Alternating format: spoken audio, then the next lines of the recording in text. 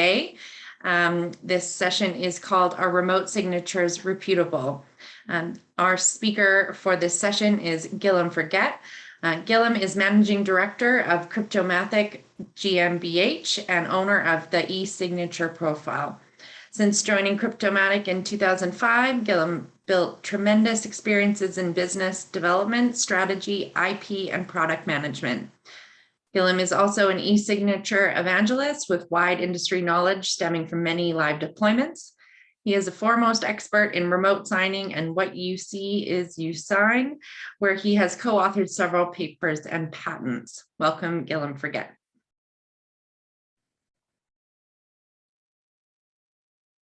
Hi, my name is Guillaume Forget. I'm an e-signature evangelist working for Cryptomatic out of Europe, and I'll in my career, I accompanied a number of trust service providers throughout Europe and beyond, in the Middle East, in Asia, in their e-signature journey. I'm very proud to be invited today as a speaker. I'll be discussing a topic that I like a lot, which are e-signatures, and more specifically, are remote signatures reputable? So we'll actually be discussing on legal assurance versus legal certainty. I'll walk you through some of the cases we see recently, and also give you some guidance on how to ensure that you can actually reach this legal certainty, which is the holy grail in e-signing, because this is the only way to actually transpose something from the digital world, from the legacy world to the digital world, with having a certain level of comfort. So let's go and start. I hope you will enjoy the presentation. You can raise questions at the end of the presentation.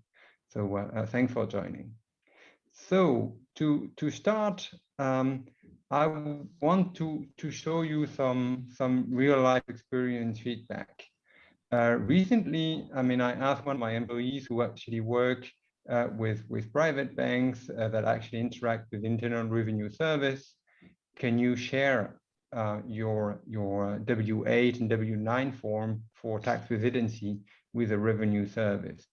The answer we got on the phone was no, we only take paper-based forms or fax miles. Doing a bit of research, you actually see that they actually do offer some contact-free signature options as they presented for tax pros and clients sending authorization form in an electronic fashion. So there is a possibility to send these forms. Where it actually becomes difficult is to know whether or not this is legally binding. So if you actually look at the legal background in the US, this is actually derived from the so-called e-sign Act, which actually provides the base tone or the legal base tone for exchanging documents in an electronic fashion. As such, it defines certain rule of validity. And it actually defines that a signature, contract, or any other record relating to a transaction or a contract may not be denied legal effect, validity, and enforceability solely because it is in electronic form. Well, you might think, well, I'm good to go then. It actually has some legal backing. So there is a law which guarantees that my contract, as such, cannot be denied legal effect just because it's electronic. And you see in Article 2, a contract relating to such transaction may not be denied legal effect, validity, and enforceability solely because an electronic signature or electronic record was used in its formation. As such, even though you think that you are in a safe area, when you actually read between the lines, you realize that it might not be denied legal effect because it is electronic, but it doesn't actually give you the assurance that it will be accepted in a legal in a court of law. And as such, if you actually want to do it with Internal Revenue Service, you have certain precautions to take. You actually have to ensure that your audit trail is available, and that you can actually guarantee authentication of the signatory, and you have to fulfill certain requirements that are not necessarily easy to go through, especially if you don't navigate through the legislation, if you're not an expert in this industry.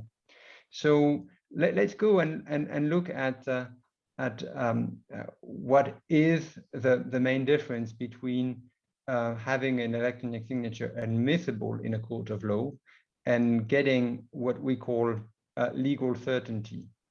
The admissibility means that your e-signature will be taken as evidence in a court of law. What is actually an electronic signature? An electronic signature is usually bound to a cryptographic method. So, generally speaking, most implementations are derived from public key cryptography, where you're given a private key which you want to keep secure, which is associated with a public key which contains your certificate, which is basically a proof that this key belongs to this user. This key belongs to Guillaume, for instance, and when I use this key to sign my document, this is bound in a cryptographic way to my certificate, which says Guillaume signed. An additional characteristic of an e-signature is that typically you take a so-called document hash, which is a unique representation of a document. So it guarantees the integrity of the document. It means that it cannot be changed after you sign it. So it actually has a number of advantages. So the first one is this document integrity that I was referring to. And second, it should provide the consent that you have over on the document. So for most documents, an electronic signature can be accepted to conclude a contract. And the popular way to do it is to actually have a contract saved in the PDF format, the only standard that actually has an ISO standard, meaning that this standard can be used even years or decades after the document was signed, and then you're not dependent on the software publisher, should it be Microsoft, Google, or Adobe for PDF, as they provide popular PDF readers. And as such, you can present in a PDF document an advanced electronic signatures, and they are well-defined formats. So this all seems to be good because the technology exists, and you can present your e-signature and present it in a court of law. Now, especially in the US, given that there's no common certification framework, and municipality doesn't mean that it will be taken as a proof of your consent, because you don't have this legal certainty. And this legal certainty is something we see in Europe. What do we have in the legal certainty? The subtle difference is that when you have legal certainty, the electronic signature has the exact same legal effect as the handwritten one.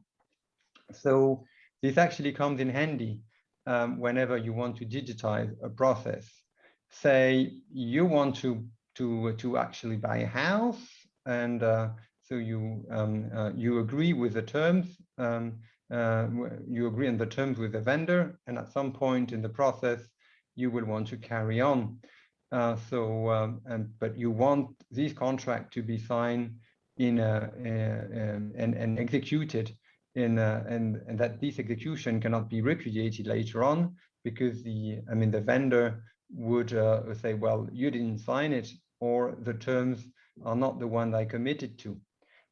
So you want this legal effect, and you want your signature to carry the same weight as what you are used to in front of a notary. Now, people actually do it with some alternative method, but when you have legal certainty, you have the same level of assurance as you do in paper-based processes. This concept of non-repudiation is of paramount importance when you digitize this process. So when you have legal certainty, the person initiating the transaction cannot repudiate the transaction. So that's a key characteristic. Another element, which is also what we have in Europe, the trust service provider, so the one providing the signatures, are legally liable in case something goes wrong in the process. Meaning, if you have the equivalence between the handwritten signature and a form of electronic signature, and you would actually have a complaint, and so you go in front of court and you say, hey, this signature is wrong, then the trust service provider is legally liable and should provide compensation. So that's a key difference between admissibility and legal certainty. In real life, a number of things can go wrong. So I took a few examples here, and these few use cases. I mean, I see, for instance, I regrouped some of the legal cases in 4 categories. The first one is a lack of signer identification. So here I took it as an example, a US court which actually rejected an e-signature based on the DocuSign technology as method to provide digital authorization. Here we actually had an attorney which actually filed a number of paperwork, and it actually let the plaintiff sign digitally using the DocuSign platform. And what the DocuSign platform did is that it sent a link with a unique URL so that users could log in. The judge actually declared the signature invalid on the ground that the signer was not identified, and there was not a proof to actually link a verified identity with the signer. So it's a very common mistake that many service providers do.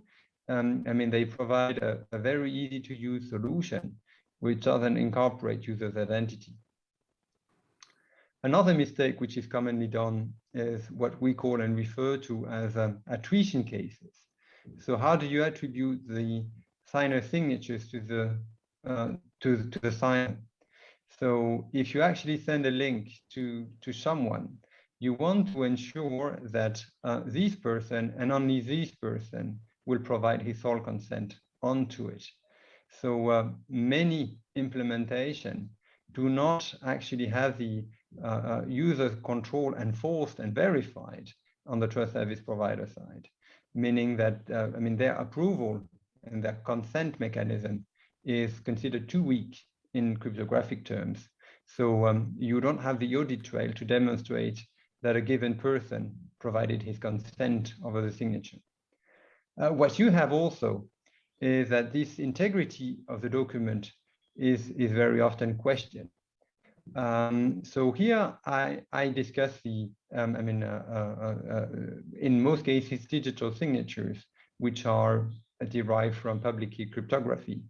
If you use alternative methods like a pad, which is very often used when you want to sign a contract with, for a rental car, for instance, you are being asked to sign on a pad, and so people actually capture a scan of your signature and they put it onto a document. If this is not secured enough, some post-signature operation could take place. So you would actually be able to demonstrate that that this document is not sealed enough, that the integrity is not protected. And one of the most recent cases I have seen falls into the fourth category that you have, which I have called jurisdiction limbo. So the case that we saw recently is on a very large contract where Austria had a request for proposal, and a Swiss-based company provided an offer for about 3 billion euros. To actually provide trains to the Austrian government. So they signed the contract, and the opposing party said, well, this signature is not valid. I expect a qualified electronic signature, which is valid under Austrian law. And what the Swiss company did is that it provided an electronic signature valid under Swiss law, and there was no legal equivalence between the two countries. So what you need to ensure also is that the jurisdiction that is being applied to your electronic signature is effectively valid and recognized, for the contract, for the governing law of the contract, to be more precise. So you see with these few examples that it can be pretty tricky to actually implement a remote electronic signature in a legally binding way. So in all of these cases, the signature was declared invalid and the document was then not considered signed by the signatory. So it can be really, really troublesome and have huge consequences. Think about the Swiss company that actually lost this 3 billion contract because of a failure in the e-signature process. So if we want to summarize and highlight a number of key rules and takeaways from these cases, the number one rule is that you never have legal certainty without a duly performed identification process of the signee. So we at Cryptomatic usually recommend to follow the ETSI standards. And these ETSI standards mandate that you have either a face-to-face identification to check the ID card or the passport of the signatory. This can be done either face-to-face or using remote identification techniques. Nowadays, they are actually fairly advanced. Some of them actually include artificial intelligence and can be fully automated, in which case you show and the camera would scan your ID card in an automated fashion. So it takes a couple of seconds and it can carry on. So we actually can ensure that the signatory sitting behind the screen is really the person who he claims to be, and this is actually matched with an identity card. And later on in the process, we can check these logs and say, well, at this point in time, I have evidence that this person with ID number XYZ has presented itself in front of a computer, and we actually have an identity which is verified, which is very strong to demonstrate that the signatory is really who he claims to be. The second rule is that there's no legal certainty if you're not the signee. Here, you actually have a screenshot of a document. This document says here that is open using the Adobe Reader. And here you see in the signature panel where this document was signed. Very often, and I can show you another example maybe later on, you will see that the signatory is very often the company providing the service. And I've checked a number of US providers in particular. And what they do is that they take an audit trail of events that somebody actually received a link and log themselves onto a portal. But as such, they are not the signatory. When you are the signatory, you will see signed by, and this is the only element that matters. It's not the information in the contract as such. It is the signature as such and the certificate to whom it belongs. So if you have something like signed by, I don't know, Entrust or VeriSign or OneSpan, it's not you. It's another legal entity that actually signed the document. So it is fairly easy to verify. So you simply open your PDF document and you check the information contained in the certificate. And it is this person with a subject name included in the certificate that effectively carried out the signature. So here, that's an example of a document that I signed. So you see, signed by Guillaume, signature is valid, etc., etc. So we'll see on the next screen how it looks like when it's not signed by an individual. You will see that on the left-hand side. Here on that document, so you see, I don't know if the screen resolution would allow you, but on the left-hand side, you see signed by DocuSign. So even though they actually include the audit trail, this is not as strong as having you as a signee, as you can see on the right-hand side. The rule number 3 that I presented is to check if the service provider is adequate. So to check if the service provider is adequate, you need to know which jurisdiction applies to your contract. So if you have a contract, say an employment contract, you actually go and read at the bottom, and typically it would say that this contract is governed under French law, for instance, or US law, Canadian law. So if you have a contract ruled under a French law, then your signature, the fulfillment requirements for that contract should be recognized under French law. And if you look at that, then this actually is in the so-called European Union EIDAS regulation. In that case, you need to take a service provider recognized in Europe. Now, if you actually look at your contract, how do you recognize whether you actually used a service provider in your jurisdiction or not? If you simply go and look at the electronic signatures, this can be a little bit tricky. So as such, if you open the document from that we shown before, so here I highlighted in blue, this is a qualified electronic signature according to the EU regulation. If you see that, then you know that this signature is valid under European law. If you don't see that, you have to look into the certificate viewer, as we do with the document on the left-hand side. So say if I'm a European player and I go and have a document signed, which actually looks like the one on the left-hand side, I go and inspect the signature, would go in the certificate viewer. So here you see the details of the certificate provider. See here it says DocuSign Inc. And so you go and see the organization unit is Entrust, the company is Entrust Inc., and the country displayed is US. So this contract, the electronic signature, is recognized under US law. And so if you actually sign a European document, you should be cautious. This is actually what causes e-signature to be invalid for this €3 billion contract that was signed between the Austrian government and a Swiss provider that didn't use the right signature provider in that case.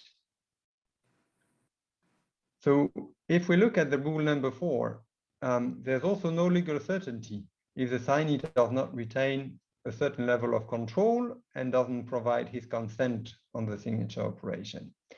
So generally speaking, if you want to provide your consent, if you simply click on a link, then the signature can be considered quite weak. So if you have something like click here and you realize you don't have anything to type in, like an OTP or provide some level of strong authentication, if you sign a document with which is a sensitive data asset, then you will actually have a hard time demonstrating that you are really the signatory, because it could be that somebody actually got the link by eavesdropping your connection or whatever, and then you actually will not be able to demonstrate that you provided your consent onto this document and not on something else.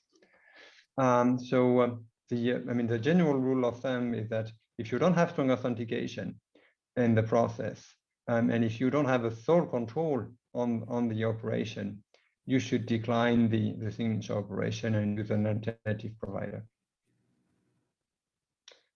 And the last rule is more of a technical nature. This is actually referred to as what we call technical non-repudiation. So the repudiation is, in IT terms, you need to have convincing evidence that the document that is being presented is come from a trusted source, so that it actually hasn't been tampered while in transit. So this is the first evidence you want to have.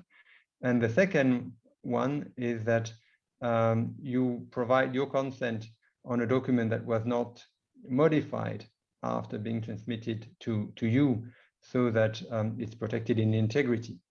So if we look at somebody that would want to actually perform a transfer, your bank typically presents you with a payment form.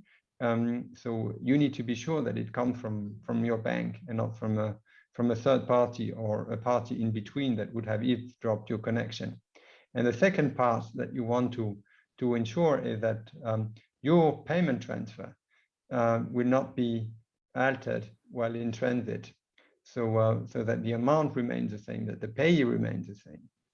So it's difficult to demonstrate, and at Cryptomatic we focus greatly on what we call what you see is what you sign, which is a concept which is inherited from what you see is what you get, which many of you know.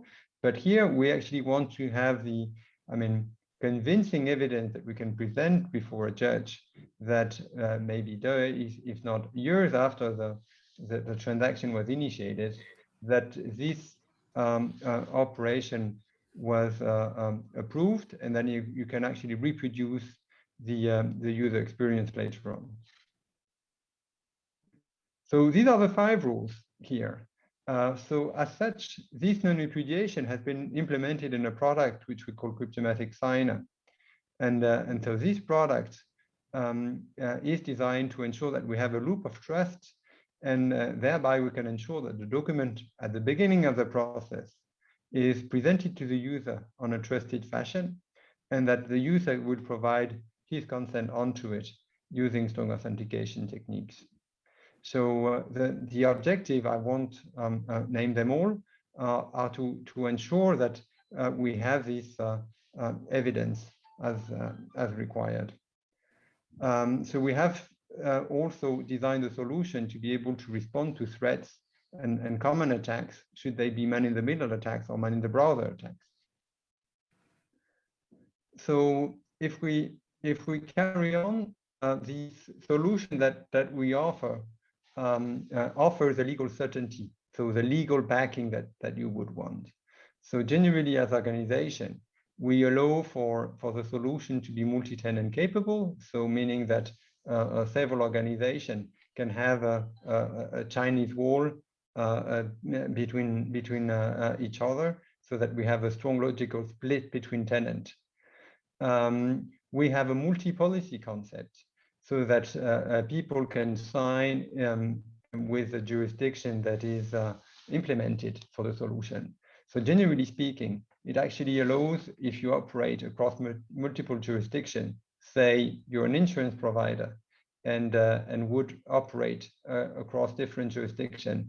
So you have some customers in Europe, some customers in the US, some customers in Asia. You actually may want to have different policies that apply to this different jurisdiction. So with this multi-policy concept, you can use one technology stack, one set of API, and serve multiple clients across the globe. Another element is that, as highlighted, you need to ensure that the user can provide their sole consent. So a popular way to do it is typically to have some SMS-based one-time password. This is something that actually works in many countries, but in some cases, you might want to leverage a strong authentication solution if it's already in place, say Google Authenticator or Microsoft Authenticator, or your RSA solution, which might be implemented already. So we allow for multiple IDPs to be integrated seamlessly with the solution, so that a tenant that you have, which could be, for instance, a bank, can leverage its strong authentication solution, which is already used for payment transfer. It could also be used for a governmental organization, and that actually may use a state-issued strong authentication platform. So with these lessons learned, we go and may split the legal certainty versus legal assurance in 2 areas. So digital signatures laws generally follow 2 approaches. The first approach, which actually offers very easy legal backing, is the jurisdiction where you have a principle of equivalence with handwritten signatures. This is actually this actually helps in providing legal certainty in these countries. So these countries include primarily the European countries, so EU, Switzerland, but also some additional countries outside in Asia and a few others. So the principle is is easy, but the implementation is difficult. So the principle is that a trust service provider must undergo an audit, and when they're granted a qualified status, the legal effect of their signature is the same as for handwritten signature. In that case, the trust service provider has some liability in case of breaches. So this is actually very easy for European users. Now, you also have some jurisdictions that do not provide this concept of having different assurance level and that do not offer a principle of equivalence with handwritten signature. That's the case, for instance, in the US, where the signature is admissible, so it has some legal effect, but it can always be questioned in a court of law, and it can be ruled inadmissible. In that case, what do? I mean, the critical path here is to ensure that you actually maintain an audit trail and that you actually have the same security credentials as the one demanded for trust service provider that have the level of certification. So the recommendation is then to use certified and approved technology that actually follows some commonly recognized standards. At Cryptomatic, we master the ETSI standards and the European norms quite well. They apply globally, and Adobe has also recognized that, that they apply.